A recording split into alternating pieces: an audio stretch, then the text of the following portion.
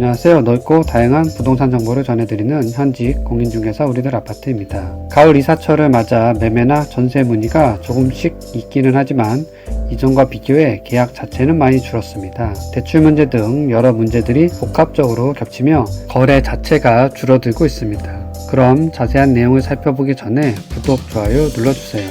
이사철이라고는 하지만 예전과 비교해 문의 전화가 많이 줄었습니다. 시장 매물이 점차 쌓여가는데 매매나 전세 모두 이사 자체를 최대한 미루려는 모양새입니다. 아무래도 늘어난 비용이 부담이 되는 듯한데요. 여기에 대출이 막히며 실수요자들의 움직임 자체도 움츠러들고 있습니다. 실제 지난 3주간 매매 거래나 전세 거래가 크게 줄어든 것을 수치로 확인할 수 있습니다. 일부에서는 이것을 집값 하락의 신호로 보기도 합니다. 하지만 이런 상황이 집값 폭락을 외치는 사람들의 말처럼 갑자기 집값이 반으로 떨어지는 일로 이어지지는 않습니다. 일부 급등 지역에 따라서는 10% 내외의 하락도 가능하겠지만 많은 지역들은 보합이 예상됩니다. 때문에 20% 이상의 하락이 나오기는 쉽지 않아 보입니다. 국토부에서 산정한 사전 청약 분양가를 봐도 그렇고 시중에 현금도 많이 풀려 있어 하락이 지속되기는 쉽지 않습니다.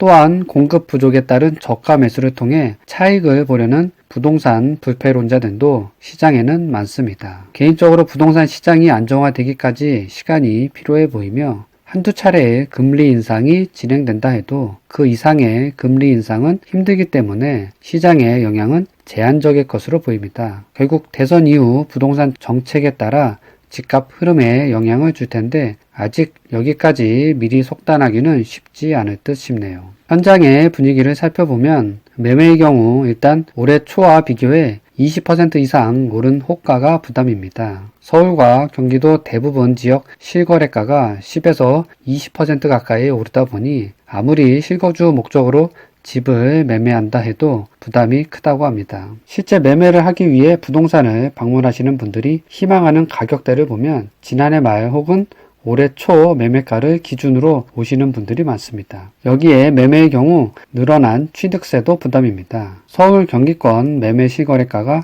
대부분 6억 원을 넘어섰고 10억을 넘어가는 서울 아파트들도 많습니다. 1주택자가 수도권 조정 대상 지역 6억 이내 매매를 할 경우 1.1%의 취득세를 부담해 660만 원이 나옵니다. 하지만 9억 원 이상의 경우 3.3%가 붙어 최소 3천만 원이 넘는 취득세를 부담해야 합니다. 2주택 구매자의 경우 금액에 상관없이 무조건 취득세율이 8%로 적용되기 때문에 6억 원 아파트를 매매 시 5천만 원, 10억 원 아파트 매매 시 8,400만 원의 취득세를 부담해야 합니다.